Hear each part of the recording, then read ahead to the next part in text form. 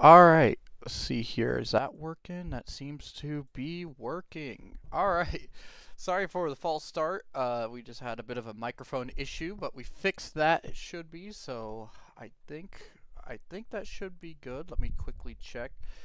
If when you get this audio, could you maybe post in the chat if you can hear it, if it's too loud? I need to make sure because it's a bit sketchy at the moment, but I mean, I can update it and fix it whenever needed. So yeah. But welcome to week 2. We're still in the early stages of both the season and just figuring out how this is going to work. Yeah. Alright, so looks like people can hear me perfect. So yeah. We're going to go through, we got a new selection of games this time. A lot of them are still these, just these close games as we get into the early stages of it. I tried to pick out some new people, though there are some old people. There's people from last week who are going to show up again, because it turns out they can just only play close matches, as we can see so far. And, I'm just going to say this right now, usually I like to get new games for it. I like to get new games out there so that I don't just, like, I want to have more authentic reactions and that sort of stuff. I will say I know what happens here in this final game. If anyone else knows what happens, you may know what happens. This was, I mean, let me just let you know, that final game from the Clangorous division is an absolute treat, and I hope everyone, at the very least, even if you don't tune in for the whole stream, come in and watch that game specifically, because that one is, I mean, it is pure doubles chaos, and that's all I'll say on it for now. Starting off with our first one, though, we're actually going to go into this one here, Drikewake's battle. We're actually going to be looking at, yeah, Drikewake versus Blitzkrieg 639. We're looking at the Rotom Washed. Good name, good name. We love to see the good names. And then the Auckland Alakazams. This is another one where we're bringing in the we need to bring in oh yeah, for those of you who don't know, you will see it is very funny, and I will try to work our way through it because it may not make sense to a lot of people at first. But anyway, yeah. Going into it, we have the Auckland Alakazams versus the Rotom Washed. This is another one. Drikewake's been around for a while, and we also will have one from the Genesis division involving Gurtbilbo again. We will be seeing him again for his second appearance in 2 weeks, so that's cool. But first, let's get a new couple of battlers in. First of all, we're looking at Blitzkrieg 639 having the Flygon pick. Yeah, I love Flygon as a Terra captain. I mean, I love any Pokemon that has a 4x weakness, but specifically with Flygon, when I was in a team draft league, we ended up picking Flygon. Flygon was an absolute monster. Love that Pokemon as a Terra captain, so it's cool to see that. And then on the other hand, Drikewake has the Hisuian Decidueye. Again, another one of those 4x super effective Mons, getting a lot. And also, because I gotta do it, because he's my favorite, because they're my favorite, Mawile Mega, loving to see it. And as we can see, Mawile is present. We see that Mawile Mega. So let's get right into it with leads of Iron Bundle and Melmetal. Yeah, and then, so the first thing we're going to see here is it's a very physical team coming out from Blitzkrieg. However, even though Petra is unfortunately actually going to get kind of bodied a little bit early in this game because of the Clear Amulet, which does a secondary effect of blocking that parting shot, which actually that neuters Petron pretty hard against Melmetal, because Melmetal cannot actually get poisoned, and so confusion doesn't really matter much to it because you can't confuse without the poison. So Petron actually getting walled by a physical attacker is actually interesting. Usually it's the other way around. Luckily though that the Shadow Ball is giving enough offensive pressure to get out of there, but It's really then Drightwake is on this back foot to start off because now the rocks are up against him. It reveals that Iron Bundle has those boots on, which shows that it's not choiced, which is important for later. Important scouting. That's important though. That's another one. Static crocking onto the Urshifu is actually a real good way for Drightwake to get back into it. And the Weather Ball on the Rain. The Rain Dance Weather Ball Zapdos is out, and it probably has Thunder with it, which makes it actually very potent into this team. And especially since Iron Moth can't really do too much, it can substitute to burn off the rain turns, but that's not going to be enough just to, it's not enough just to do that, because now Iron Moth is basically out of this game. Yeah, I mean, it can hit with that Sludge Rate, but it doesn't kill as well. Oh, what a brutal. But Weather Ball does not kill because it's only 50 power when it's not in that weather. I think that was honestly a bit of a misclick. I mean, I guess you want the 100% accurate to prevent a possible survival later, but at the same time, Zapdos going down there, I feel like in most situations you want to have a move that you can probably take care of. That being said, though, it doesn't really matter too much as long as Drightwake can keep up the momentum. Unfortunately, though, it just seems to be revenge kills back and forth, so there really isn't too much momentum to get. However, I will say this, I will bring this up. Drightwake is basically up 4-3, so there's still some level of momentum because of how low that Iron Moth is. Iron Moth is really anything faster than it, because it doesn't have its booster energy anymore. Anything faster than it is basically just able to take an easy KO whether they have resisted hits or not. And on top of that, we have that Mega Mawile in the back, so a late game clean by Mega Mawile is probably most likely how it goes. But instead, we see a Focus Punch substitute Infernape. What heat coming out of this? That is an incredible set. I love that set immensely. Unfortunately, though, we see the substitute come out from Flygon, which makes it so the Life Orb is actually going to kill the Infernape. So Infernape not getting quite as much as maybe Drightwake was hoping. However, it does enough, because even though Flygon is that fairy type, it is on very little health, which means a knockoff from Mawile is enough to take it down. And we don't really get too much because he has to go in for that Sucker Punch. And even though Mamoswine can come in for the revenge kill, at this point, Iron Bundle can just kind of clean up. But that Focus Punch was incredible out of Infernape, and I think that's going to be our player of the match. Focus sub on the Infernape is incredible, especially with that Life Orb, because even though it was a resisted hit, which is the only reason Flygon doesn't go down immediately, with Flygon having Dragon Dance as a substitute, you punish that Dragon Dance, you get the substitute up, you get the Focus Punch in, and even though it was resisted, it put Flygon in the range of Sucker Punch. And when it puts Flygon in the range of Sucker Punch, then you have to play the game, TM, which I would like to describe any time where you're up against a Mega Mawile, and even if you're resisted, you're still going to take a ton from Sucker Punch, so you have to play the game of, are they going to Sucker Punch? And Drightwake decides just to not play the game at all by immediately going for knockoff, because even though Flygon does have the ability to Earthquake and get a huge kill there, very few people don't expect you to at least Sucker Punch once. And it's one of those, like, when you have that 50-50 Sucker Punch thing, the odds are really not 50-50. The odds are heavily in the Sucker Puncher's favor, because when you have to respect Sucker Punch, it means that a lot of people really respect it too much.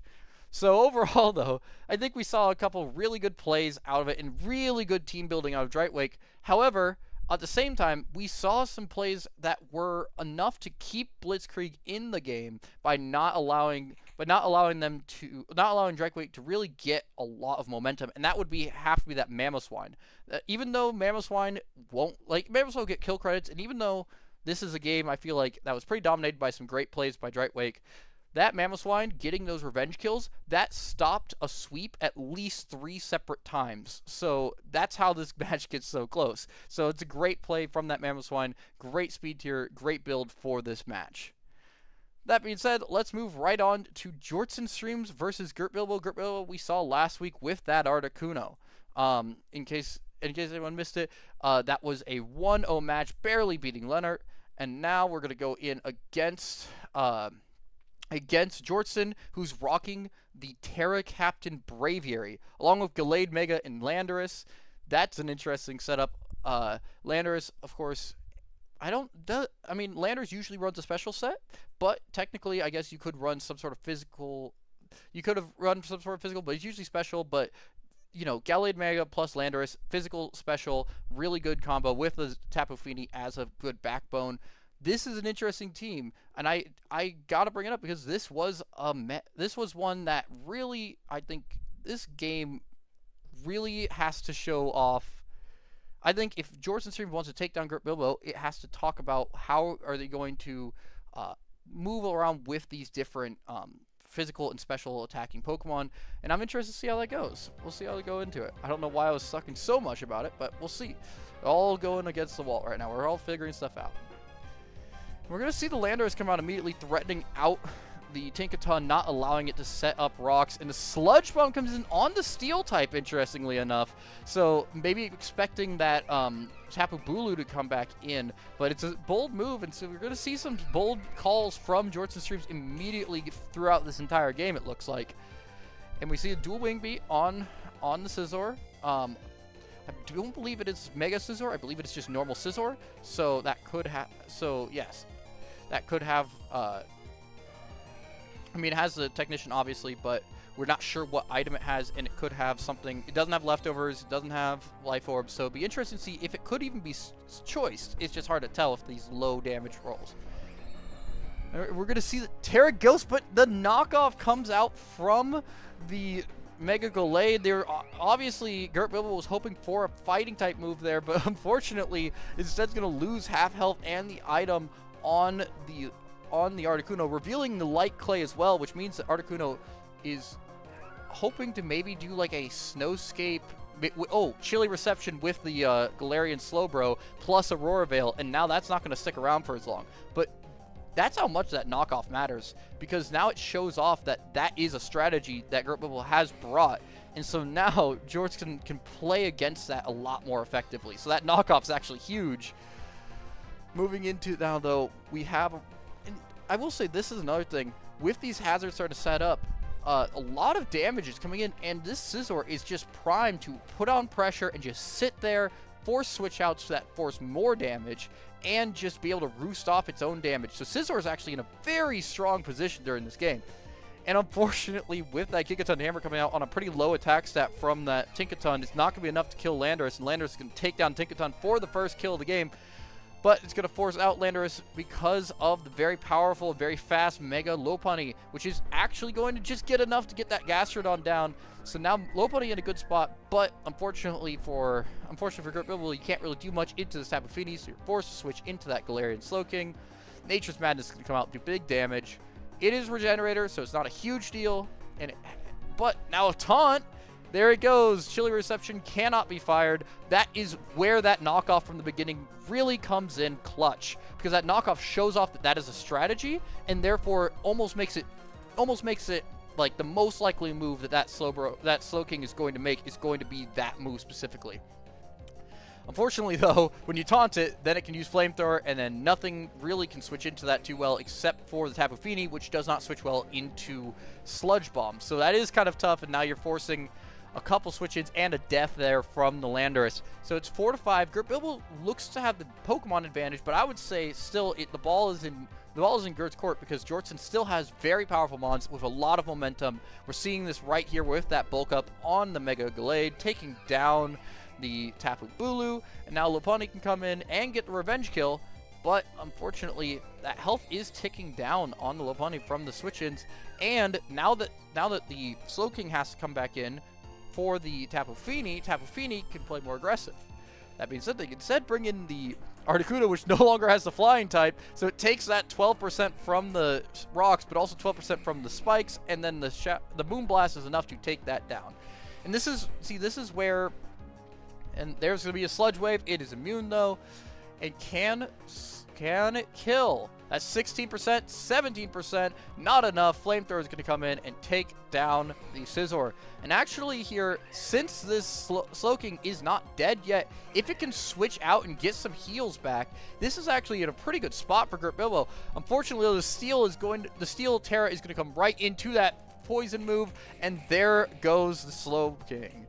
At this point, Dragonite, basically with those heavy-duty boots, is going to have to get a boost here. And it's a Stomping Tantrum that's going to take down Braviary. But unfortunately, Tapu Fini, I'm pretty sure, can just sit on this thing. And we've already seen the matchup. That's going to be 14%, 16%. It's going to go down to 43%. Moonblast is going to come in and take down Dragonite, which means there is one chance now for this Mega Lopunny. Can it take down the likely physically bulky Tapu Fini here? Return comes in, and it's not going to be enough. And that's where you get into that trouble, because when that Slowking goes down, you lose your last check to the Tapu Fini, and the best you can do is just put in a ton of damage on it. Unfortunately, though, even though you could put some damage on it, just not quite enough. And it's tough because the Stomping Tantrum is enough to take down the Braviary, and I wonder if because of that agility, actually, maybe there's worry from Gurt about possibly not outspeeding Braviary, doing a ton of damage into it on its second hit for the Dragonite. So it kind of put Gurt into an impossible situation there where it was kind of hoping for a crit on that dual wing beat because there was no way to set up that Dragon Dance. I think the Dragon Dance was probably needed in order to really take down the game, but that's how it is with close games. Sometimes you don't know if you can win, but you're going to make it as close as possible. A couple different rolls, a random crit makes all the difference in the game like this where there's only 11%. But good job to Jortsin for taking on a really quite potent team that we saw from last week and taking them down and really just positioning. The positioning, I believe, is really what tells the story of this game. The positioning of the Tapu Fini versus the positioning of the Slowking, and what ended up cracking into that, cracked the game and ended it, was really how Tapu Fini was able to stay alive and position perfect to get that survival. Meanwhile, Slowking eventually went down, and that's what really decided that match. Moving on, though, to the Moonsault division, we're actually going to look at a couple games here as well. We're looking at a couple games that, interestingly, we're seeing two of some players that were some big players from the PWC who won their first match and then are going to take a hard L on their second match. I shouldn't say hard L. They're both close matches, and as you can even see, we're looking at StarvinPig, we're looking at Shadow, and then both their matches into Shadow into Riptide and StarvinPig into its Hydra.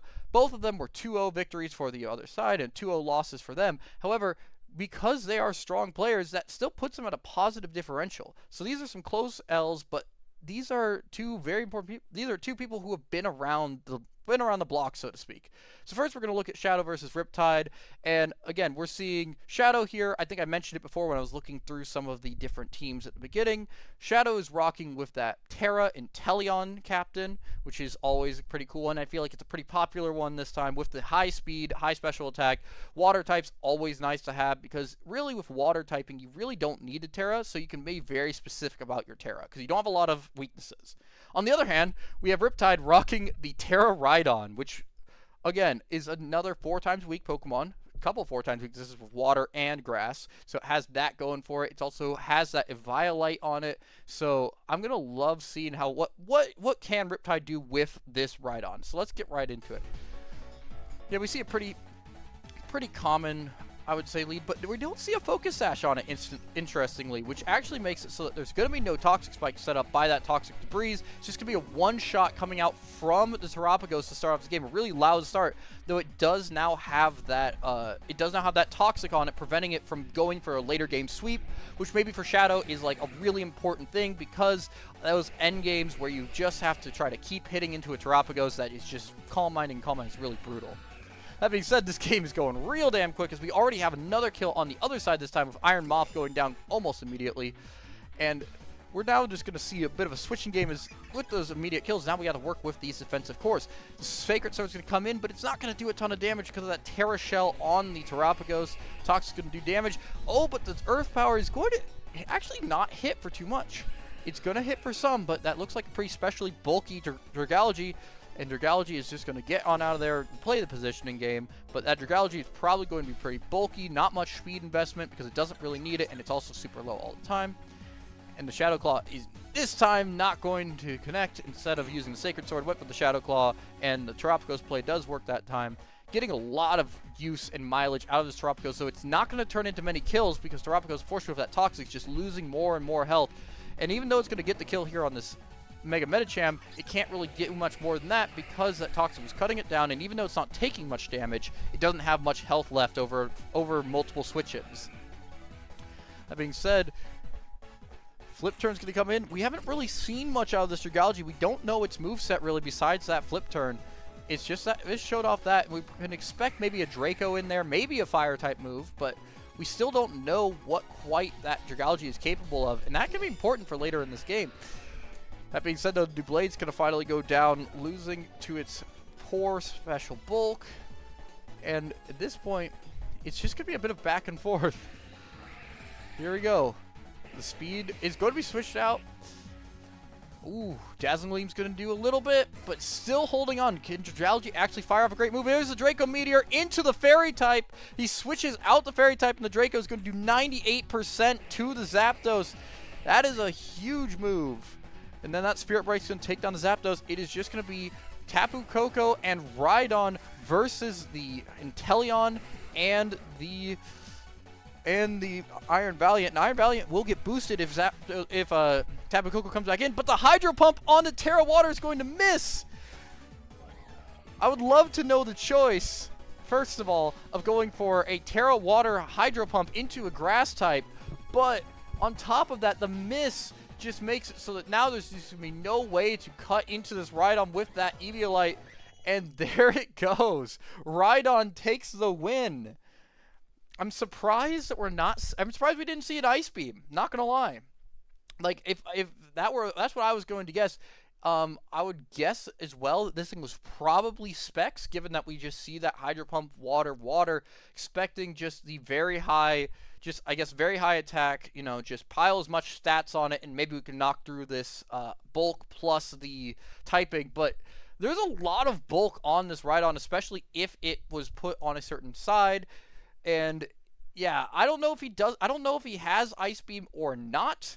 But really, it was.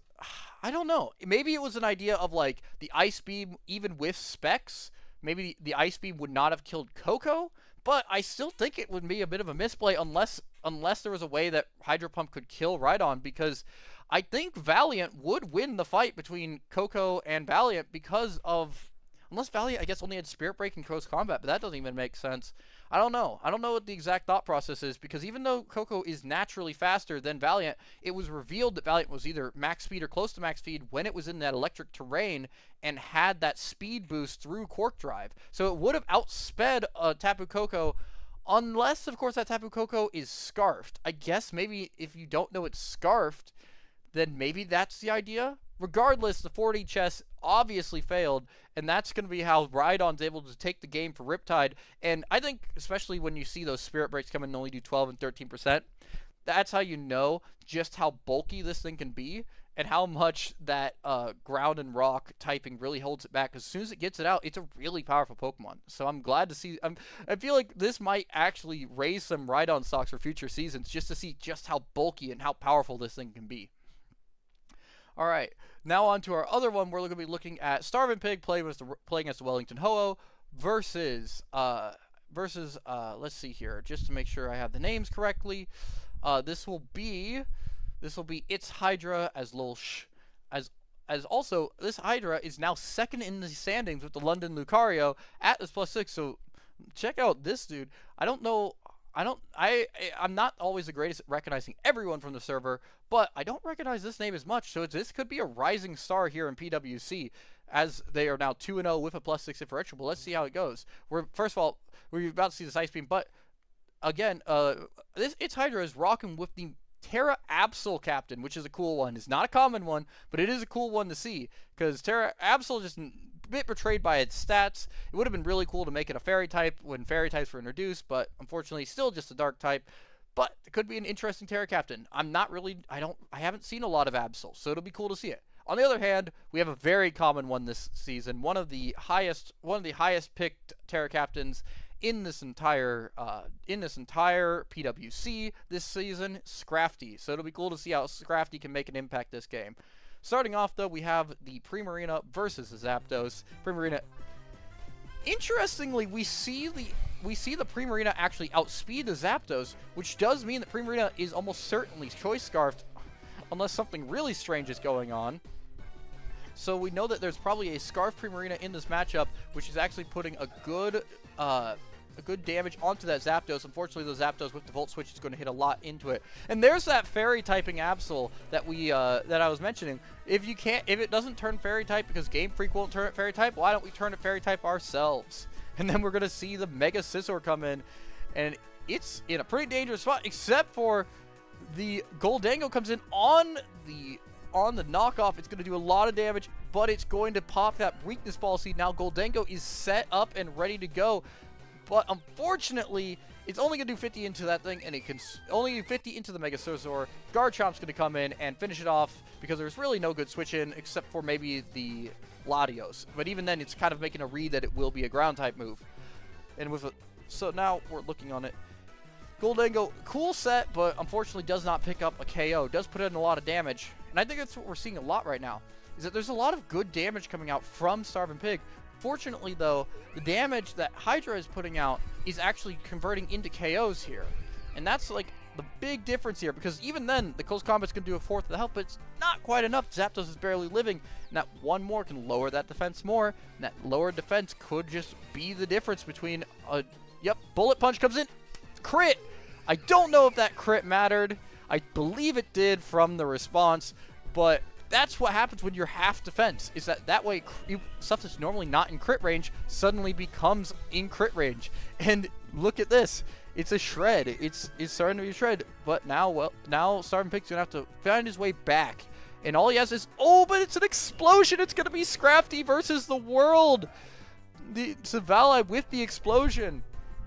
And now Scrafty's going to be forced into its terrestrialization, because with that Fairy type Absol, it's not enough to just sit there, because it could get one shot by the Play Rough. As it is, it doesn't get one shot, but the Play Rough, just before Absol goes down, the Play Rough lowers the attack stat. And yes, that's just going to not be enough for that Scrafty to do much. That is brutal. But again, for clarifications, I believe Silvally is not separated by type. Silvally is just all forms of Silvally. So this one specifically was that normal type, which you could say clues in that it could be Explosion for that stab, because otherwise why would you bring a normal type, especially considering that the opposing signature that you know is coming is that fighting type, plus you have the Mega Lopunny. So you can so I guess the normal type could clue in about that Explosion, but I feel like the whole thing about this game was really just great damage coming in from StarvinPig's team. Unfortunately, though, the damage that Hydra was getting was just converted into kills. We saw it, and we saw how that affected things. You know, Lopunny doesn't pick up the KO on Zapdos. It really just knocks it down to 10%.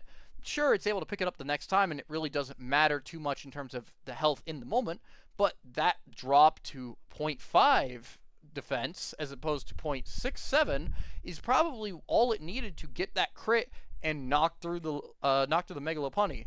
So it's this sort of like minor little details that are all that mattered for this team to just go down. Similarly with Gholdengo was able to put out great damage with its knockoff, with the knockoff boosting its weakness policy. However, that damage did not get converted into kills. It only did 50% to the Scizor. Scizor was able to come out into Garchomp. But that's Mon sometimes. Sometimes if you don't pick up those kills, you know, it doesn't matter how much damage you are doing. If you can't pick up the kills, then they can just keep pivoting and eventually whittle you down and take you down. But great game from Hydra. I'm definitely liking how this team is looking to play. Very strong, but able to take the hits when it matters. So moving on to our third division here, we're in the Sky Strike division. And I would like to go in with a match between Sherry and Zeroga. I believe we may have covered, no, not covered Sherry last time. We haven't covered either of these two before. Zeroga actually is a player that I've gone up against before. Love battling him. It's been cool to see him. He's been struggling this year, but I'm sure he'll be able to turn it around. It's one of those things where sometimes it's just tough. But this was another close match, and I'd love to show up because I've battled him before. He's a great person to battle against, and I love seeing the people who are coming back season after season. I love starting to root for them as they go along. In this case, we're going to look at Zeroga versus Sherry. Sherry now at the top of the standings. This is another thing to show off the top of the standings here with Sherry having a somewhat close match. So let's quickly take a look at the teams. We're looking at the Terra Captain Embor here from Zeroga. That's a cool one. Not one of those 4 times super effective, but there's a lot of weaknesses on that Embor, so having that Terra ability is kind of nice. Also, we just don't get to see a lot of love for Embor, but Embor has a lot of physical attack, a lot of bulk. I believe it gets Reckless as its hidden ability, so there's a lot of cool things there that we don't usually see. And we also, from Sherry, on the other hand, Sherry, we're going to see a lot more standard stuff. If we're looking at this team real quick, we have that Terra Scrafty, again, very popular here in PWC this season, is that Terra Scrafty. And on top of that, we're going to see the Iron Valiant, we're going to see the Gliscor. Aegislash, not quite as common, but Gliscor, very common defensive mon. Iron Valiant, one of the best offensive mons. So let's get right into it. We're going to see a lead off with the Terra. We're at the Terra Captain on one side and the Gigalith on the other side. Here we go. And we're going to immediately see a Terra and a Dragon Dance coming out of the Scrafty. Very aggressive start here from Cherry, who is that prematurely on the other side. And then the double Dragon Dance coming up. It is faster than Gigalith at this point. Knockoff's going to come in, knock off the Custap Berry, revealing the Custap Berry, likely Custap plus Boom. And here we go, but that knockoff is gonna make it so that's not a thing. And the Moxie Boost is going to come in. Very scary here from Scrafty right off the gate. And the knockoff's just it's going to outspeed and take down the Necrozma. I don't know if Necrozma was the best switch in there, because with that high speed, yeah, Scrafty's in a really strong position. Luckily, Embor is going to come in, going to reveal that Sucker Punch, and Sucker Punch is going to take out the Scrafty, removing the 6-0 sweep, though it was very dangerous there for a moment. That being said, Necrozma is a very good defensive mon, just like it is an offensive mon, so losing that is probably going to cause a lot of problems later in this game. That being said, though, here comes Embor in. It reveals that Embor was that Assault Vest, so we're going to see 4 offensive moves from the Embor.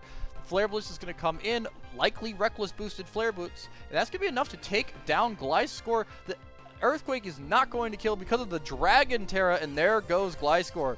Reveals this Dragon Terra, which is really good for blocking all elemental types. However, problematic for, say, the Iron Valiant, and it's not even going to matter because the Flare Blitz is going to be enough, because unfortunately Embor just does not have the health. And now Arcanine with its Rock Head, revealing its own form of working with recoil moves, and it's just going to do a ton of damage. It's just Zeroga playing from behind right now. A lot of those early turns, including losing that Necrozma, were huge onto this. However, a lot of really good damage coming in from this Greninja. Unfortunately, just not enough to take down the KO, and it's going to be big damage coming in from the Moonblast.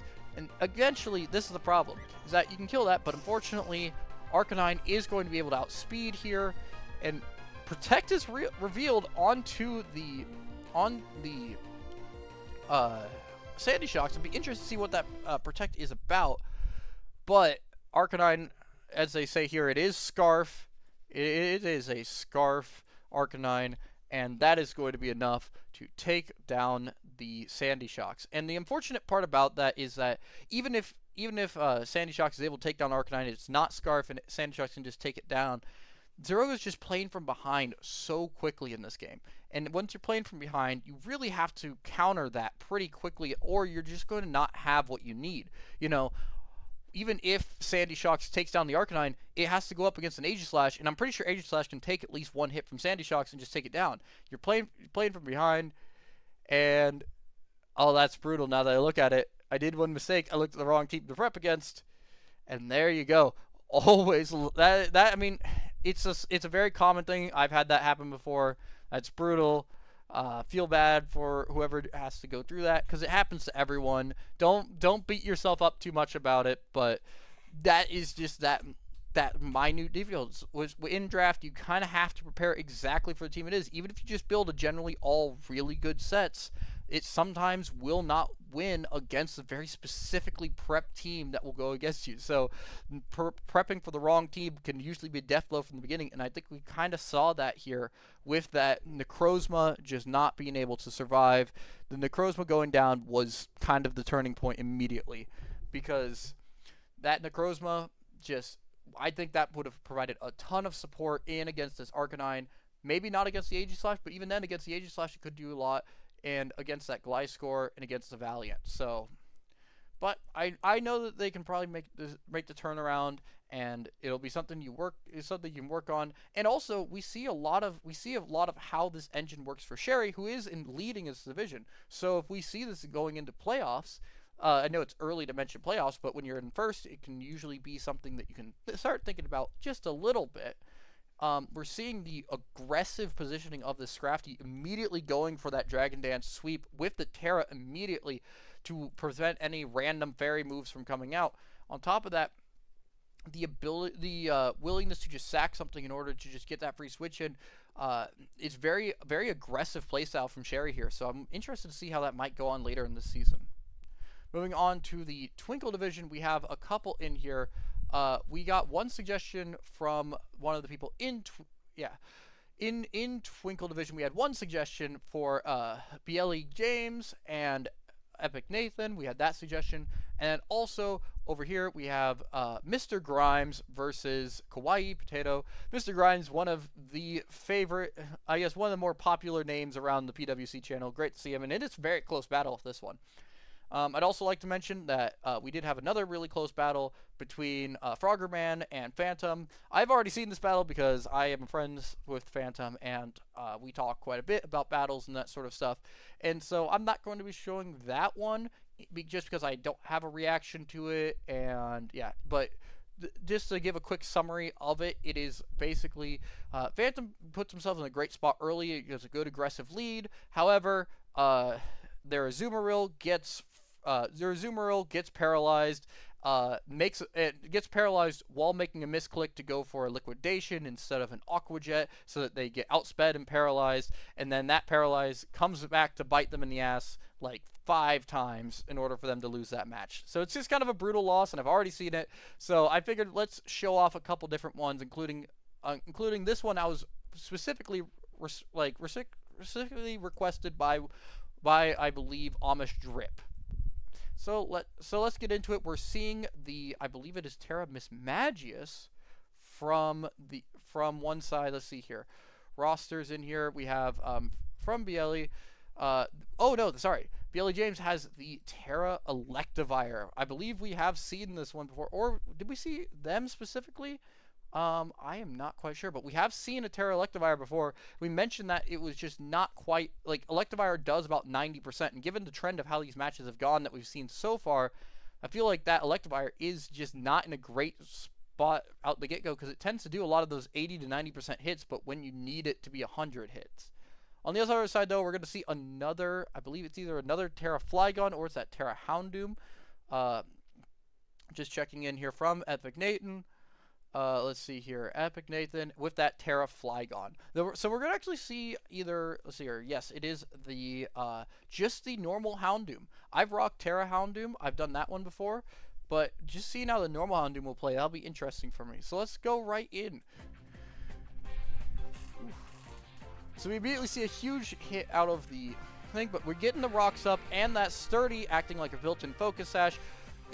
And I think this is something we just haven't seen before, is that the Donphan setting up those rocks actually brings up that we haven't seen many hazards. There's not many hazards coming out recently, and I feel like with heavy duty boots, people are willing to under prep for hazards because hazards don't really come too often. So it's an interesting thing with that heavy duty boots making it so there isn't just those like 50% hazard reductions anymore. That being said, here comes the Flame Charge plus Fire Blast on the Assault Vest Houndoom, and there you go. That's another one of those, like, just takes a bit too much damage, not quite enough from the Electivire. It's not going to do too much because Houndoom does not do a ton of damage in its own right, but it is able to take down that opposing Terra Captain, so now Terra is gone from Bielli. And Epicnathan's getting off to an amazing start here, up 5-3. And now with a chance to go trying to set up a sweep here with the thing, but Acrobatics is going to be hit on that booster energy Roaring Moon. I'm surprised we don't see a Protect out from the Blaziken to try to get that speed boost first. It doesn't matter though, because the Revenge Kill is going to come in from a likely Scarfed Xurkitree.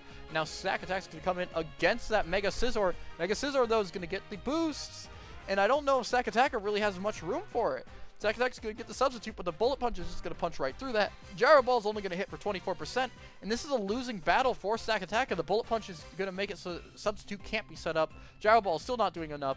It is max attack for that Sword Stance Scizor, and Scizor is going to start a counter sweep here. It's just, yeah. And there's your Zoroark. Does not matter. Xurkitree is going to come in. Does not matter. And man, it's our first real sweep of this series, and you know that's just how it is. But the first impression's barely not going to connect. If that Terra Bug first impression, being that it is actually a, I believe, +2 priority, it always would have, no matter the speed or speed tie, that would always get the jump on a bullet punching Scizor. Unfortunately, Scizor just with enough bulk to survive that, but that was actually a big last second thing. And honestly, I know that sometimes people don't like to, sometimes just people do it out of desperation, but honestly, I think it would have been better just to see it, even though we know it doesn't matter here in the end, but I guess if it crit could have mattered in this situation, to see that Flygon come in immediately, because if Flygon comes in and uses that, then it's Terra Bug Flygon versus Mismagius 1v1, right? But that being said, if it does get that kill, which is the only way you really survive this Mega Scizor sweep, then you would rather have that with that Xurkitree in the back and with that Zoroark in the back. If you have those both in the back, then you have basically won the game once you take down that Mega Scizor, because Mismagius can't take down 3 Pokemon. So regardless of if the Flygon gets that kill there, Flygon really should have been the first one to come in. Yeah, unfortunately, and with Stakataka being in, you also gotta think of when that Scizor starts to Sword Stance, you gotta keep the sweep in mind, and that's something that's very hard for me specifically. Is that it's hard for me to remember to do stuff like, oh, watch out for the sweep, and I get that that's difficult, but that's what mattered here, because if you could get that Flygon in, or maybe get a Zoroark in before it really has the chance to do all of its boosts, then maybe Zoroark can take one hit and then go back on it. That being said, yeah. Oh yeah, that's another thing to bring up. Differential is important. This game is a 2-0 win for Belly. If Flygon is able to take down the Scizor and then take down Mismagius, that's a 1-0 win for Epicnathan. And that's a 1-0 win, which is a win, win's a win, but you only get 1 for that differential. If you do it beforehand, that's a 3-0 win, maybe even, yeah, it would be a 2-0 win or a 3-0 win, and that's just gonna be, that could be the difference between playoffs and being left out. Alright, moving on though, let's go right into KawaiiPotato versus Mr.Grimes, LLC, and we're seeing, I believe, a pair of really fun things. We saw KawaiiPotato, I believe, last time with that Guzzlord. The Guzzlord pick is a very fun one. It's not the most popular Terra, but it's one that you see quite a bit with the Dark Dragon plus the high stats, making it a very appealing pick for many people. And then on the other hand, we're going to see out of Mr. Grimes, we're going to see the Hisuian Typhlosion, very, very powerful Fire-type Mon. Eruptions could go huge, especially considering Guzzlord's not fast, Toxapex is not fast, Clefable's not that fast, Ursaluna Blood Moon is not that fast. And you may say, breaking Terra Shell and that sort of stuff is actually going to be really powerful. Unfortunately, though, as you can see, Guzzlord taking a lot of damage. So while it can go for knockoffs and it can go for these Dragon Tails, it's just not going to be enough, and eventually it's going to go down. But it's done a lot of good disruption, and maybe that's going to be enough to get back into this game. The Air Slash is going to come in. It's not going to do much against that Regieleki, but it's able to switch into the Ursaluna to make sure that Eleki can't really do much. And since Eleki is not able to Terra in this league, I feel like it really doesn't get too much value because it just gets walled so hard by ground types. It's just basically a ground bring check. Moving now into it, we actually have quite a bit of damage coming out of that Rillaboom into the Toxapex. I could be wrong, but it might mean that Toxapex is more of a specially bulky team. Oh, but we're going to see the Rock Blast come out, and the Rock Blast out from that Copperajah could suggest that it is loaded dice, and there could be another loaded dice option on that Copperajah. That being said, we're not going to really find out because the Revenge Skill is going to come in from the Ursaluna, and even though the spider, why can't I think of the name? Even though Galvantula just died, it does get that sticky webs up, and sticky webs is so important that you could just let a Pokemon die just to get it up, especially when there's not a lot of removes, except for, of course, his Terrapagos, but it gives a turn as well for that Ursaluna to get a bunch of damage in, basically unopposed. That being said, it's able to barely survive. The Blood Moon's going to come in, and that is enough to take out Terrapagos. It is 4v3, KawaiiPotato in the lead, but really close right now. Toxapex is going to be pivotal for if they can win. And this is what I mean. Even though Toxapex very bulky Pokemon, and when he's found earlier, probably more bulky on the special side in this build, it still takes a good third of its health from that eruption on the Hisuian Typhlosion. If that thing is Terra Fire, that means it could do up to 50% from that eruption. So Typhlosion in a really strong position, even though Mr. Grimes is down on Pokemon right now. But we're going to see the Urshifu go down, and there's not enough health left for that. And this is here. There you go. It's going to Terra into the Fire type. Eruption's going to come out. There goes the Ursaluna. And even, I don't think Togekiss can survive this. Togekiss must have to outspeed it. And there goes the Air Slash. But Regieleki, the one Pokemon that can actually switch in really well into Togekiss here, is still alive, and the Wild Charge is going to come in. It's a physical Lecky, which is quite interesting given the fact that we know Toxapex is more specially bulky, and probably that they're expecting a more special Regieleki. So that Wild Charge is going to come in, it's going to take down the Clefable. It is 2v2. Lecky's on almost no health, but Toxapex is going to come in, and it's going to be the switch into Togekiss. The Wild Charge is going to come in, and that's going to kill the Togekiss, and the game is over. You just don't know it yet, because even though Toxapex could maybe survive this next attack, yes, it doesn't even survive. The Toxapex is specially bulky, and even though it does do it at the cost of its own life, Regieleki gets the final kills to win this game for Mr. Grimes. And I think that, the thing is this. Lecky being that physical set is enough heat to really show that, put KawaiiPotato on the back foot. That being said, I'm surprised there wasn't much in terms of physical bulk on this team.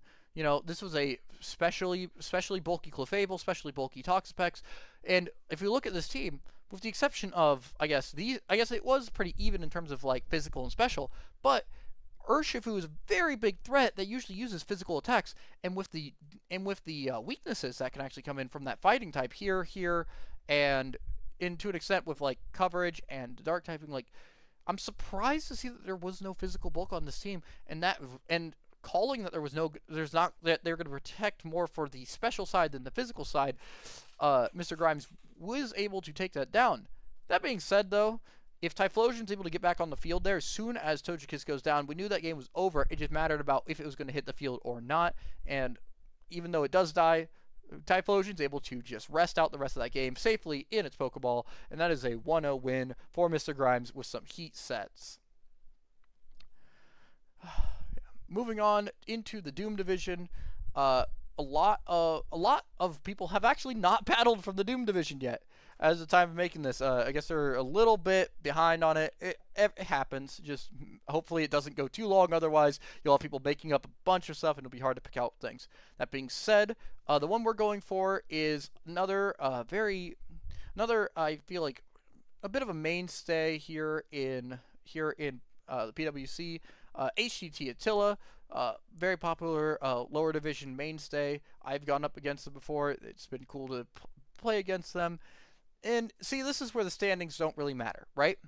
HTT Attila is down at the 14th spot and is 0-2 with a -5. However, they are down there because they've played 2 matches. So they've had 2 close matches, so they really should not be down there like they are. It's just a matter of, these people above them, these 3 above them just haven't had that second match. If they have those matches and lose, Attila will be a lot closer to that middle range here. And also, it's also tough when, I believe, you're playing these top teams at first. That being said, going up against BreadEnthusiast, who is here at Delma Shipyard, and we're gonna see a nice not a comeback, but get a nice bounce back for BreadEnthusiast after losing week 1. Going into the rosters real quick, we're just gonna look at those nice Terras, and there you go. It's our 3rd Scrafty game of the day.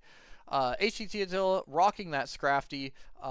very popular, as I've said many times. I don't think I need to talk anymore about it because we keep talking about it. Let's talk more about the other Terra captain, which is that Dhelmise from BreadEnthusiast. Dhelmise, really fun one. It's the only Pokemon in the game, for the most part, I think anyway, that has basically 3 types. And by that I mean it has that Steelworker ability, which allows it to get stab on its Steel type moves, along with being a Grass and Ghost type. Now, that's really interesting because when that goes in, when you're factoring in Terra on top of that, suddenly you can Terra into a different type, and then suddenly you have 4 stabs, which is really interesting. I would really like to see how Dhelmise can really change the game with that in mind, with the fact that it can have more stabs than almost any other Pokemon in the game can ever have. So getting right into it, we got the leads of the Golisopod versus that Swampert. Here we go. Now we're immediately going to see it switching by Attila into the Turtle. I've played with the Turtle. Again, Turtle has disappointed me in the past because it does do quite a bit of damage, but again, it takes a lot more damage than you think because it is a Turtle and it seems to be more defensive. It's able to take down that Tapu Lele, but it's paralyzed and has a lot of damage into it. It's going to be hit with the Anchor Shot. Probably scarfed on that Turtle now that I look at it because it did outspeed that Tapu Lele. Why did it outspeed that Tapu? Oh. Why did it? Oh, no, it did not outspeed that Tapu Lele. It got hit on the second time. My bad. My bad. I was going to say, I was like, why did it hit twice? But it's because it swapped in. Right. So now, my bad. That was a bad call. That being said, here goes the Scrafty, and the Scrafty is down because that Urshifu with that fighting type is actually very powerful quite into this team. It's now that one of the fairy type resists is down. First Suppression is going to come and do 50%. That's good damage. But I've noticed there's a lot of slow Pokemon on this team, forcing a lot more switches and forcing a lot more pivoting out of Attila, even when the opponents are low. That being said, here comes into the Hydreigon. Hydreigon's going to come in with the Substitute, showing more of a bulky setup. Does Hydreigon get Nasty Plot? We might see Nasty Plot in behind this thing. We will see here. It's going to U-turn back into the Swampert. Nope, it's just a straight-up Draco into what they thought into the Urshifu slot, which becomes that Swampert. Swampert goes down, but now Hydreigon basically has to switch out. And then we're going to see the Steel Terra out of the Dhelmise. Now with that Steelworker ability, I believe that does get it basically to an adaptability boost on its Steel-type moves, and it's just landing those 50% shots. And as much as Hydreigon can hope to survive, he's just waiting for a crit, and on top of that, he's just not going to do anything because that Roost is not healing off all the damage. It's able to get out rocks before it dies, but now Dhelmise is in a pretty good spot. And of course, okay, to get out of it, they're going to switch into that Skeledirge, who can always be a setup threat with that special attack boost after every Torch Song. However, it reveals the Choice Scarf on that knockoff, which means that there's probably 4 attacking moves on this set, and Draco Meteor is going to come right on in. There goes the Skeledirge, and Cyclizar, taking on a more offensive role, takes down that Skeledirge. And this is the thing, for anyone who doesn't know, Shedtail is banned from our leagues just because Shedtail is not fun to deal with, and the cool thing about it is it makes Cyclizar actually a much more multi-dimensional Pokemon, because before it was just basically a Shed, to many people, if it doesn't have that Shedtail ban, it's just a Shedtail spamming bot. But now, it actually allows it to be an offensive fast sweeper, and allows it to do that sort of stuff, which is actually really cool. And it plays really well here with these 2 more defensive Steel types now, with that Dhelmise and now the Celesteela. And now Celesteela, even though it does, it's just trying to stall out as much damage as possible onto the Zeraora, eventually will go down because you can't protect forever. The Wicked Blow is going to get just enough though, and the Close Combat is barely not enough to kill the Urshifu. That is huge now, because now, even though Zeraora was close, it just goes down. Urshifu's still alive, and you're going to force the Cyclizar switch because of the possible first impression, but it actually Golisopod goes for the Close Combat. It does make it so that it's not going to be a 3-0 win, it's going to be a 2-0 win, but that is a good prep by BreadEnthusiast to try for the best chance of just avoiding that first impression, because you know that Urshifu is going to win that battle without first impression on the field. But it was good also call by Attila to make that even a 2-0 game by calling that it would be a switch. So, good plays all around, even when that game was basically locked up for BreadEnthusiast. It was a good bit of gamesmanship between the both of them to show how that differential can matter. But, So yeah, I think overall when we're looking at these teams, it was just a lot of high damage coming into this team for HCT Attila. High damage was coming into it, and you weren't able, and the defensive core was not really able to withstand it. You know, we saw with Hydreigon. Hydreigon had that roost in there, that substitute roost. But if we look, its only attacking move was Draco Meteor, which means that once it used it and it had that half special attack, it really couldn't do much. So honestly, it needed to come out.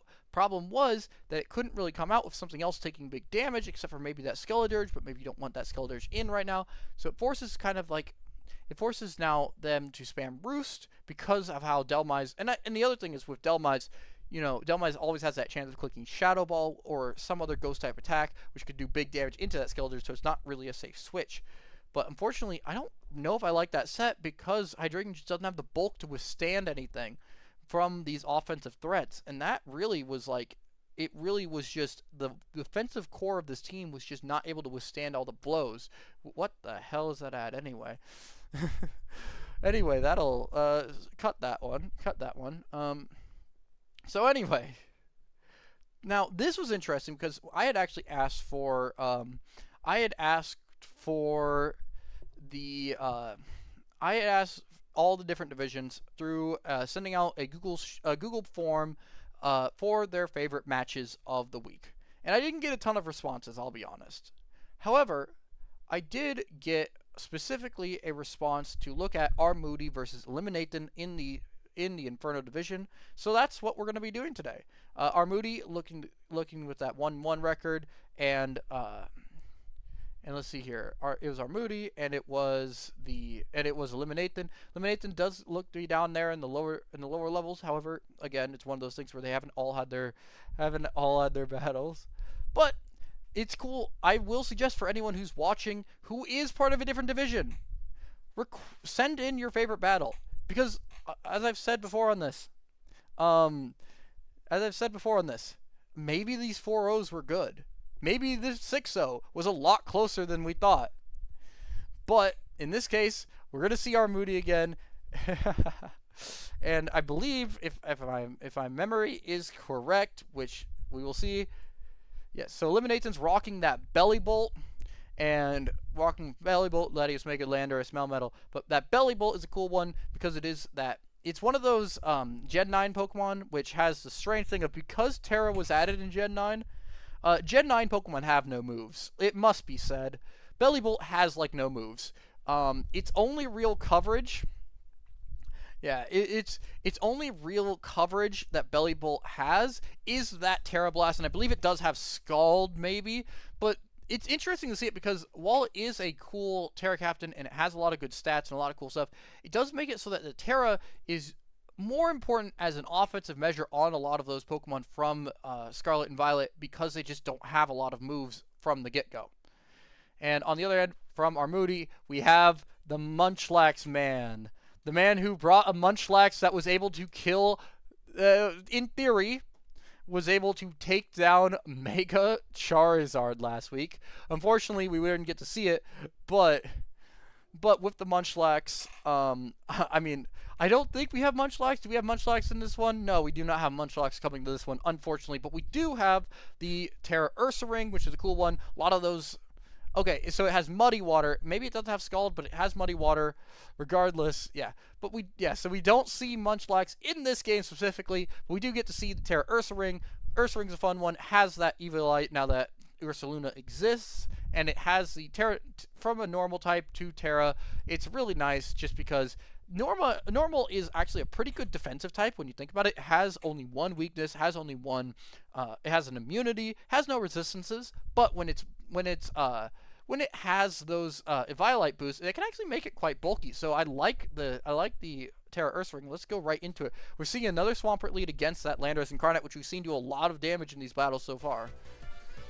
And it's going to be immediate Grass Knot out of the Landorus, doing 70%. The knockoff's going to come back in and remove that Life Orb, revealing that Sheer Force Life Orb set, which is almost expected now from a lot of Landorus.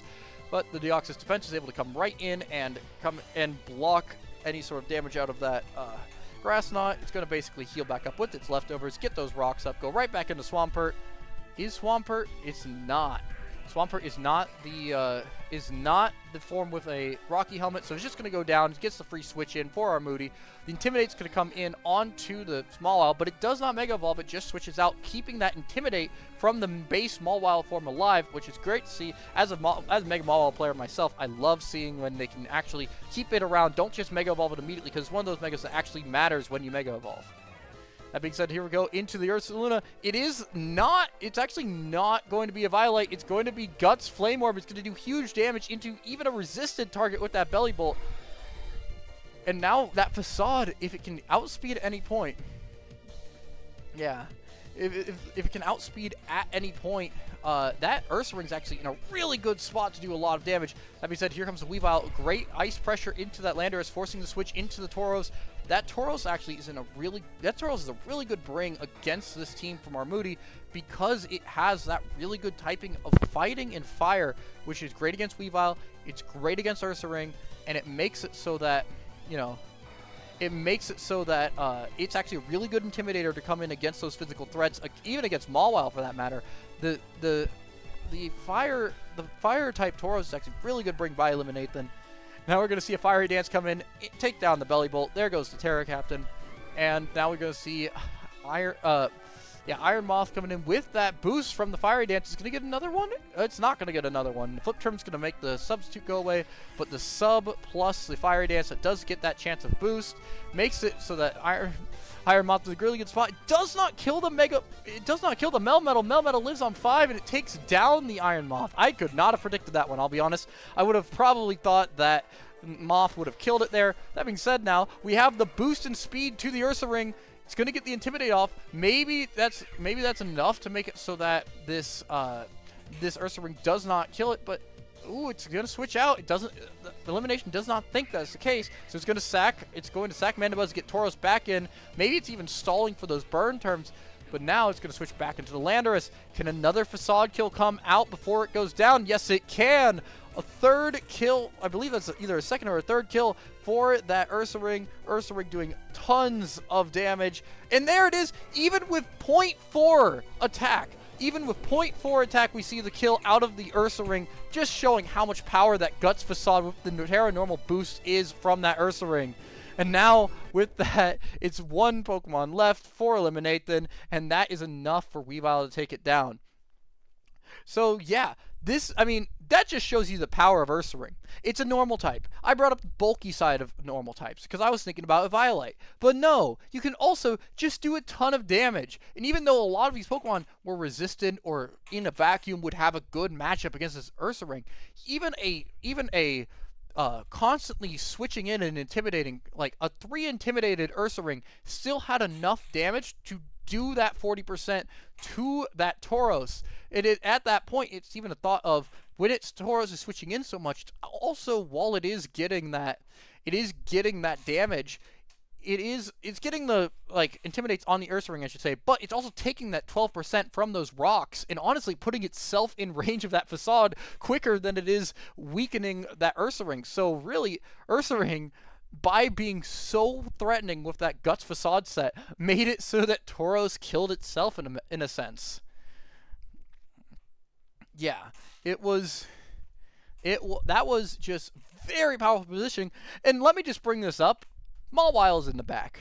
So even, this scary physical attacker forcing in all these switches, doing all this damage, and Mawile's in the back and could have done the exact same thing. So Armoody, this was honestly, it was a 2-0 matchup, but honestly, it was I would say it's even less close than you'd even think, because the physical attack out of Armoody's team was just way too much for Elimination's team to handle.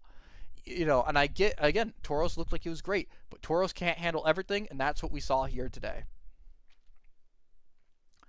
Yeah. I guess quickly just to cover it, because we do have Armoody in the chat bringing up a couple things from it. Just coming up. In turn 1, expecting maybe an ice move, but the aggressive play from Landorus getting some kills. But yeah, no, Facade was perfect. And yeah, again, Tauros was probably the most important, but yeah, Facade was incredible just how powerful that thing was. So, great builds, and I expect we're going to see more from Armoody of just, we might show up later in the season, and it'll be like, Ursaring has 5 kills in this matchup, and I will not be surprised. So, great matchup. All right, moving into the Blitz division, our lowest singles division. I got 2 separate requests on my Google form specifically for the Blitz division, which we don't have many people filling out forms here. I believe we only had like 4 or 5 responses. But of them, we had only 2 from the Blitz division, and they were both responding that I need to watch this match. So even though I did watch the CyanYoshi last time, we're going to be seeing CyanYoshi versus SSJ Silver. Actually, funny enough, we've seen both of these now that I think about it, because we watched SSJ Silver. In the first one, we were just picking up the 2 O2 games. So we're going to see 2 that we saw last time, because this was the one requested by those who voted for it. And so we're looking at the Maryland Terrapagos, and we are looking at the Monarchs of Mercy. And going into rosters, again, people we've seen before, but they're bringing up. We have the Marowak Alola coming back from the CyanYoshi, and also the Hisuian Decidueye, our second one of the day, coming in from SSJ Silver. So going in, oh yes, sorry, there was a forum. It was posted kind of late. It was posted in PWC Talk. In the future, because this is kind of a new thing, we're working things out. I will start posting it earlier. It will be in just PWC Talk. I don't really want to like at people all the time and put it. Maybe I'll put it in content channel. Actually, I might do that. I might put it in content channel. That way I can ping PWC content enjoyers, and then people can fill it out, because for the people who actually watch these things, this is kind of for you guys, because otherwise, what are we doing? So so in future weeks, I'll probably do that, and I'll probably post it on Friday, leave it open until Sunday, and then, yeah, so I think that will be the plan in the future. Thanks for letting me know. It's all kind of, we're all just kind of throwing shit at the wall and seeing what sticks right now. So, yeah. But we'll do that. I think that'll be a good play. But here we go. Into this battle requested by multiple people. So let's see it. We're going to see the Gligar taking a ton of damage here right out the gate. In a dual wing beat, it's going to hit for 27, get hit for 50%. Interestingly, is this Gligar may not be Eviolite, because that took a lot of damage from that Keldeo. Keldeo does show the Life Orb though, so it may have also just done that much damage. I don't know. Maybe it was just like not good to keep Gligar in. That being said, we actually see a regular Lopunny for once with the Throat Spray and special attacking set. Man, oh, it's not. Yeah, that's right. I'm sorry. Even I got bamboozled, because it's not that. It is the Zoroark, which normally would be immune to all fighting attacks. However, that scrappy out from the Decidueye Hisui puts in work as it takes down the Hisuian Zoroark with a super effective attack into a Ghost type. Yep, because of that normal typing. Sure, it has all 3 immunities, but it also has the weakness if the immunity gets removed. But we're going to see Decidueye in here. Parapoison on the Celesteela. The taunt's going to come out to prevent the maximum special defense. Not maximum special defense, maximum defense coming out from that Iron Defense Celesteela. But the Celesteela does also have Heavy Slam, and there's a lot of smaller mons in here, so we'll see what Keldeo is able to do. It's going to do quite a bit, because Celesteela is that physically bulky set. Unfortunately, though, it does not have much health, so Celesteela is able to take it down. That is a second kill for Celesteela so far, and that's boosting its defense even further. But doesn't matter, because Urshifu has Wicked Blow, which goes right through any defense boost, and it just takes down the Celesteela. We're going to see the Terra Flying Aerial Ace out of the Alolan Marowak, hitting for over 50% on that Terrakion, which is kind of expected to come in against that Marowak. So that's actually a really cool set, you know. And we're seeing with the almost certainly the Thick Club, you know, with the Thick Club to double the attack. That's a really cool set to actually do quite a bit of damage into that Terrakion right now. That being said, Terrakion with that substitute set is still able to do a lot of damage. It forces in the Mega Lopunny, gets that out, and Rapid Spin's going to come in from the Great Tusk. It doesn't really matter in terms of speed boosting at this point, though, unless it wants a speed boost for that Greninja. Unfortunately, it's really risky to do that when that Aerial Ace has already been revealed. The Terraflying Aerial Ace hits that for 50%, and now Greninja is in Water Shuriken range, I believe. We will find out right here, but yes, clearly in Water Shuriken range, and I think Great Tusk greeted that a little bit because it took so much damage from that Aerial Ace. You cannot sleep on Alolan Marowak, and that's going to be a big part of this battle if Mega Gallade can't take this back. Mega Gallade's going to set the agility, but Water Shuriken, it looks like this probably is... Oh, no, it's Life Orb. It's just the spamming of Water Shuriken. Doesn't matter. Sacred Sword's going to take it down. And that's going to be enough for Silver to take it down, unless that Fake Out can get the kill. It does not, and it doesn't even block it because Inner Focus blocks flinches. So overall, it doesn't come to bite him too much, but it was greedy. It was greedy, and probably a big reason why this is so close. Why it's so close is, yeah, it's so close because Great Tusk, this should have been at least a 3-0 matchup. But Great Tusk greeds with those multiple different rapid spins.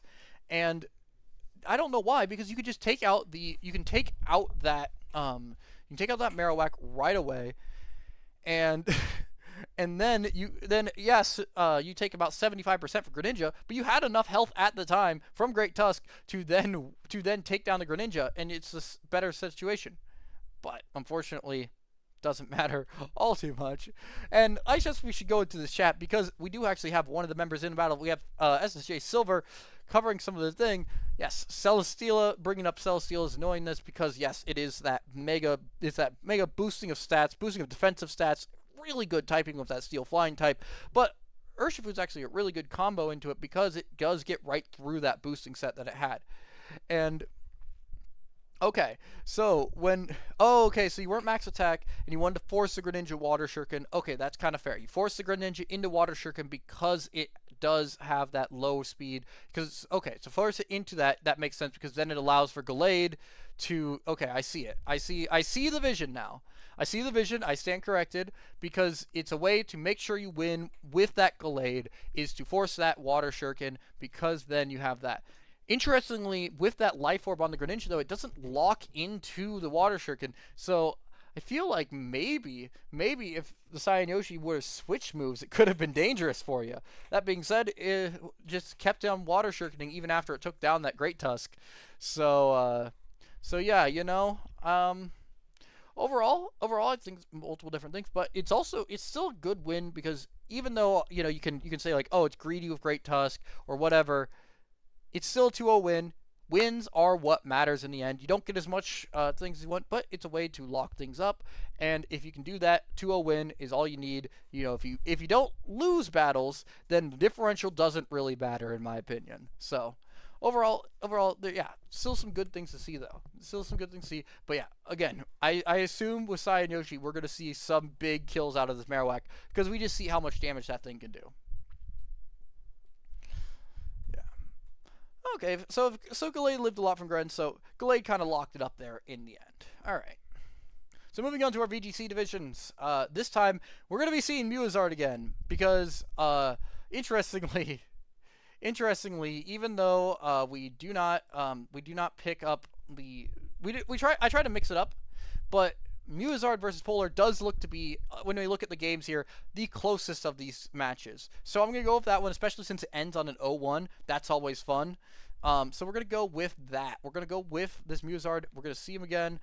Looking on to, again, rosters, this instead of our Terra Captain, for those who aren't familiar with it, we all have a restricted Mon, and this restricted Mon cannot Terra. So it's actually the opposite of singles, where your signature is the only one that can Terra. In singles, it's the only one that can't Terra in doubles.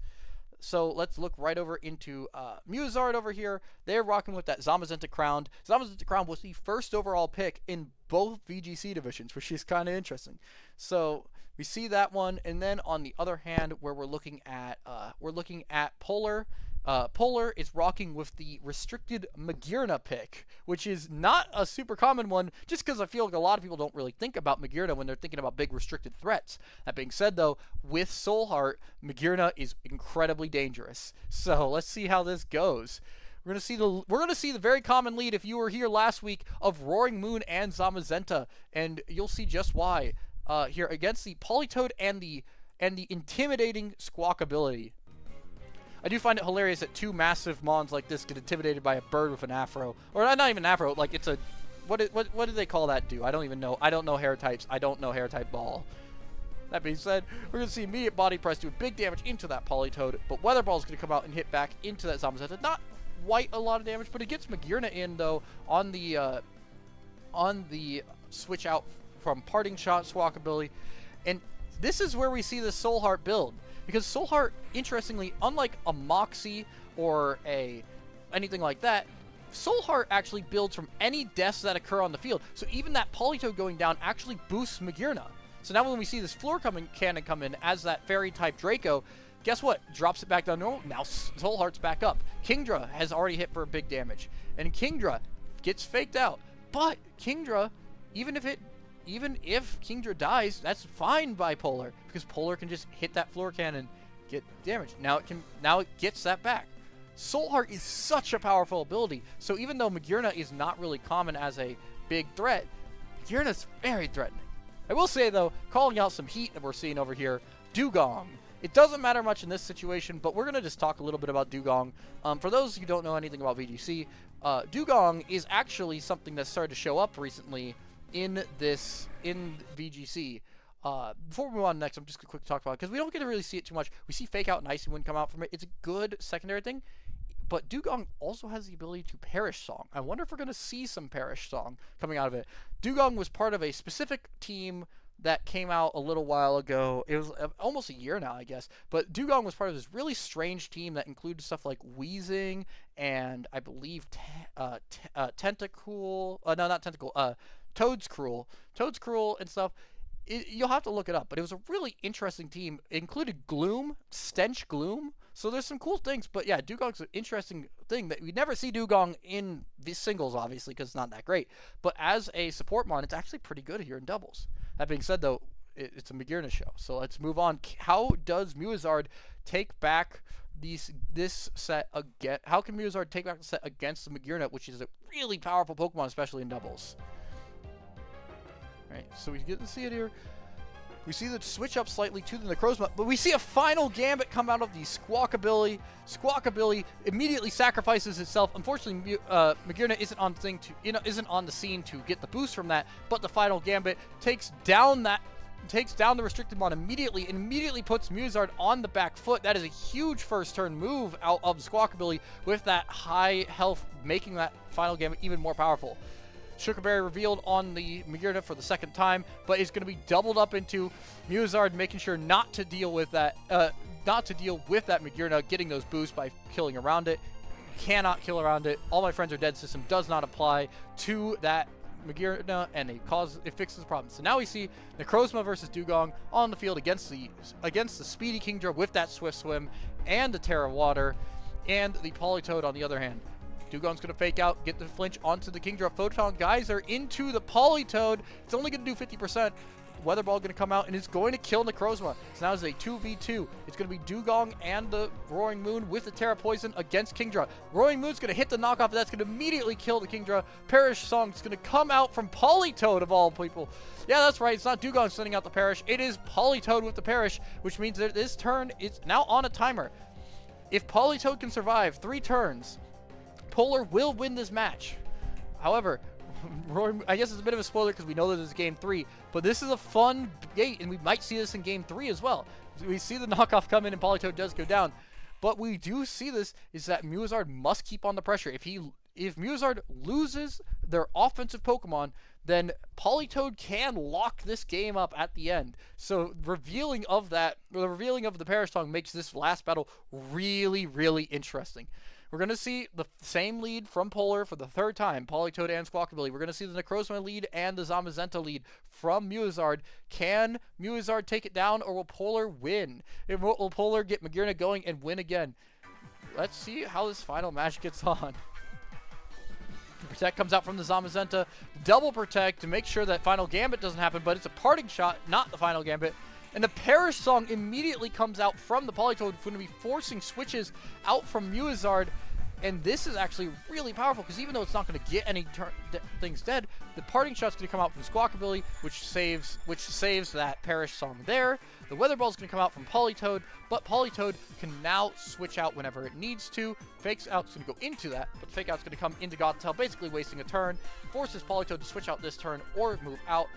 But the aggressive Perish Song is actually a very big change of pace for this Polar team. And now we still haven't seen the Magearna. We have seen 3 Pokemon, but it is that Perish Trap coming out from Gothitelle. It's really, and I guess I didn't even realize, we should have talked about this more, is that this has been a Perish Trap team this entire time. It just hasn't really activated. But if Politoed can get in again, this actually could be a really good spot for PWC to set up a Perish Trap, because Gothitelle is actually in a pretty advantageous position on the field right now with that Terra Fairy, since I don't believe Zamazenta has a Steel type move, is doing some damage, but not much is going into the Gothitelle. PWC is going to come in instead for the Gothitelle, removing the trap, but Zamazenta goes down. Here we go. Here we go. Kingdra and PWC up. A Rain team is in motion, so he has two ways of winning. Either he gets in that Gothitelle, as he's going to do. Poison type is going to come out from the Roaring Moon. Knockoff's going to come and do 31%, removing the Citrus Berry from Gothitelle, removing as much of that longevity as possible. But the Perish Song is coming up, and we will see. The Perish Song is up with, it's going to be 3 Pokemon, so they cannot switch out. They need to kill this Gothitelle quick. If they don't kill this Gothitelle, they're going to just lose that Roaring Moon, and we know if Roaring Moon goes down, it's basically over, unless Necrozma can do a bunch of damage, which I don't think it can. So if Roaring Moon goes down, this game is over, and Polar is very much happy just to leave these Pokemon in as long as possible.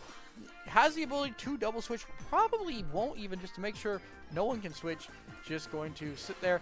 It's going to switch out the Politoed. It's actually going to double switch, get in there. And they don't want to double switch. There's the knockoff. It's going to do as much as possible, but it's not going to do anything. Flip Turn's going to come out, though. That's going to get into the Necrozma. It's only going to lose Roaring Moon, but now it's just Necrozma and Dugong, which just do not put up a lot of offensive pressure. Fake Out's going to come into the Squawkabilly, and now Necrozma is... Did it target the right spot? No, it did not. Kingdra with the Protect is going to protect that Photon Geyser, which allows Politoed to come right back in. No Pokemon have been lost on Polar's side, and this is just not too much left. The Protect comes in, blocking the Squawkabilly's final Gambit, though honestly, if anything, that just allows Squawkabilly to live for possible differential, and it still wastes another turn. Final Gambit can come in anyway, though. Squawkabilly's going to go down. Here comes the Icy Wind into the Politoed, slowing it down even more. Necrozma only took 30%, though, from that final Gambit, because there was not much health left on the Squawkabilly. The Perish Trap comes up, though. It is now.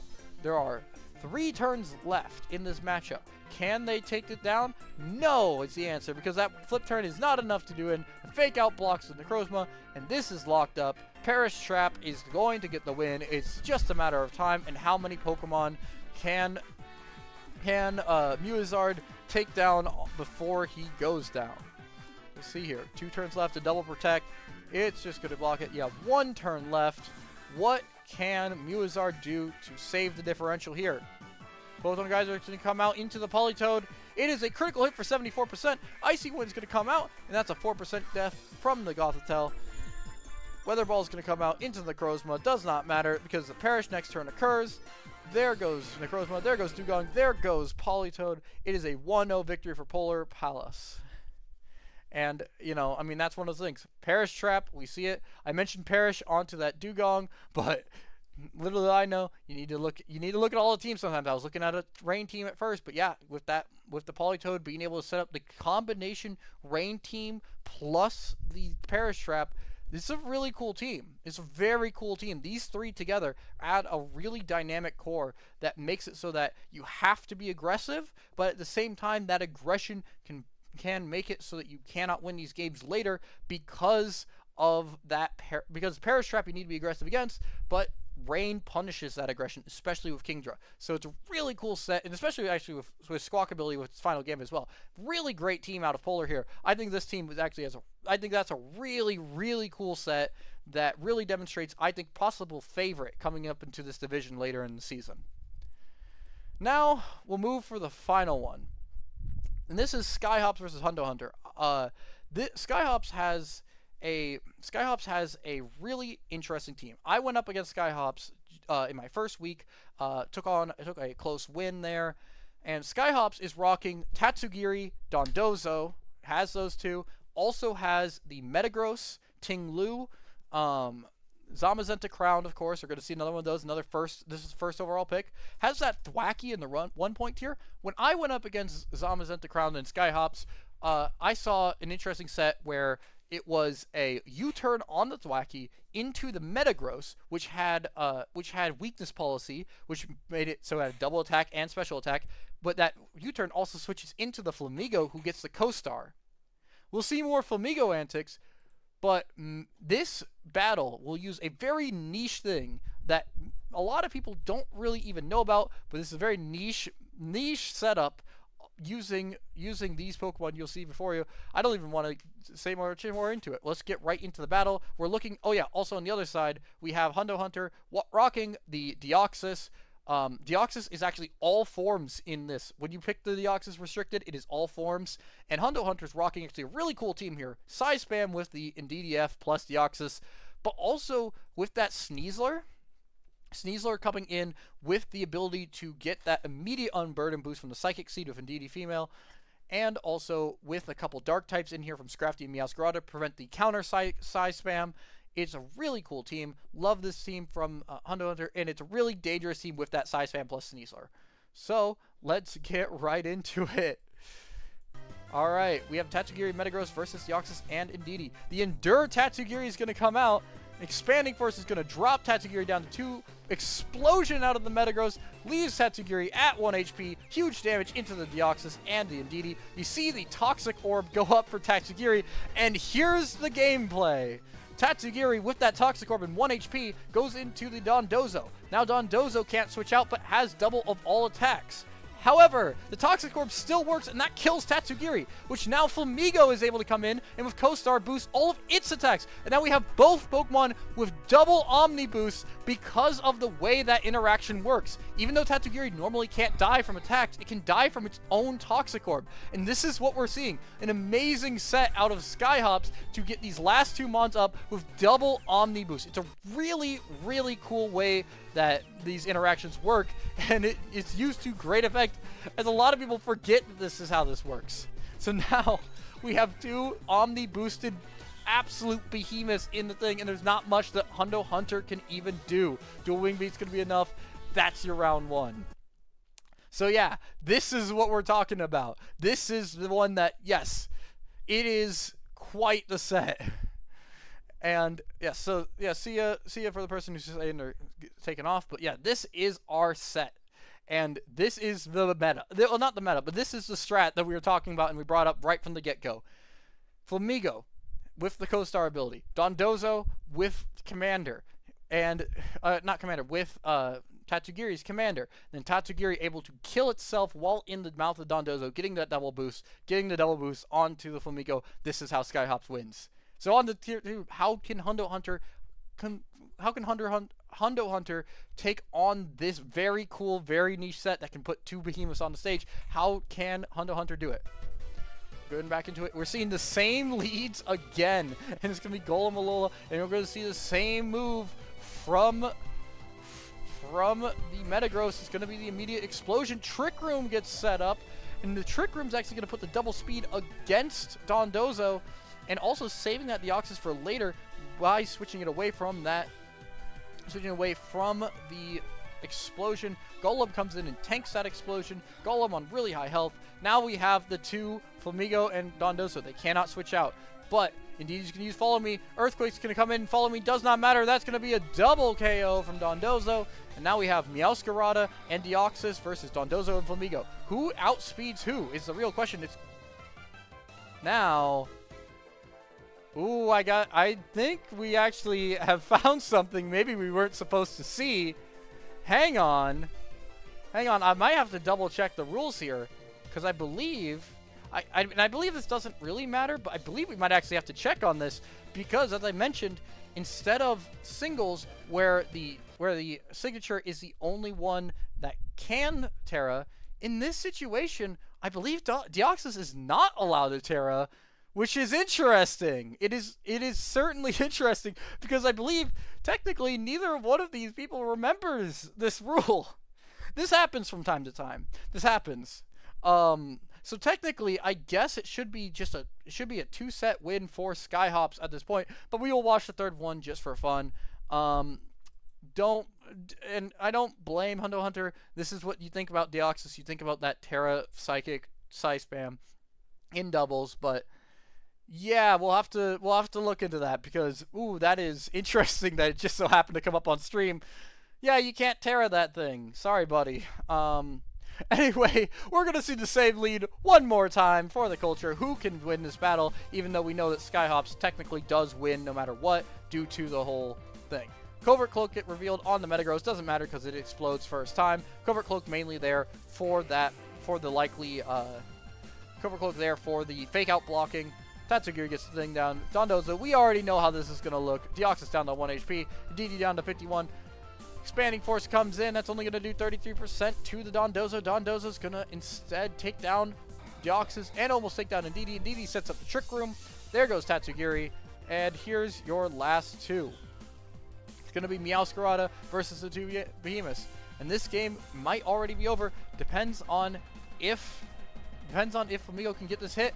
Flamigo's going to take only 22% from that. It goes into the Meowscarada. Interestingly, though, for Meowscarada to protect us, it has locked itself into the normal typing, which means that Flamigo, with a fighting type move, will be able to kill it. Critical hit comes through. It does not do much, though, because of the Ghost Terra on the Dondozo. Low kick's enough. There you go. Another quick turn, 4-turn victory. Force. Oh, no. There is one last Pokemon. Sneasler is still there. But it's going to be basically a 4 or 5-turn victory. Protects are going to come in. Yep. 6-turn victory, sorry. But it's already over. Sneasler cannot take down both Flamigo and Dondozo. Double Protect does not happen. Earthquake comes out. There goes Sneasler. And in the end, it doesn't really matter in terms of the full win-loss record for SkyHops and Hundo Hunter. But yeah, I mean, this has a little bit of everything. This has all this chaos. It has a little bit of slight rules breaking that no one really notices. It has heat sets. It has clutch terras. This is why I've joined the VGC this time, because this is cool, and I am so glad that I had to face SkyHops first week before this set came out, because oh boy, I would not have wanted to face that. But that's all of our sets that we have for now. I will be sending out the post. Look for it next Friday on the PWC content channel. I will be sending out that Google form to put in your best matches of the week. Put in the wacky, put in the close, whatever is good to react with. Would love to see it. You know, just as long as it's a good match, pick your best matches, put them in there. You can be for your own division, for every division, for one specific matchup you just really want to see on this, and I will be sure to look at it. So yeah, just a quick rundown on standings. It really doesn't matter too much, but we'll just call it first place in all the divisions because not all teams have played and stuff. So we're just gonna go. Our current leaders are in Genesis Division, Camel Convention. In Moonsault Division, Major Comeback with the All Asian Molas. In the Sky Strike Division, we have the Fire Crown Dallas by Sherry, who we saw today. In the Twinkle Division, we have the Seattle Shuckles with Stormtide. We have in the Doom Division, we have Tinka's Treasures with Hot Rod Toaster. In the Inferno Division, we have the London Vespiquins with Jake W. In the Blitz Division, we have Be Water, my friend, with Naomi. In the Nightmare Division, we have the Mediocre Mudkips with Furp Bang, and then finally, in the Clangorous Division, at first place in the standings, we have Overly French and the Aggressive Munchers.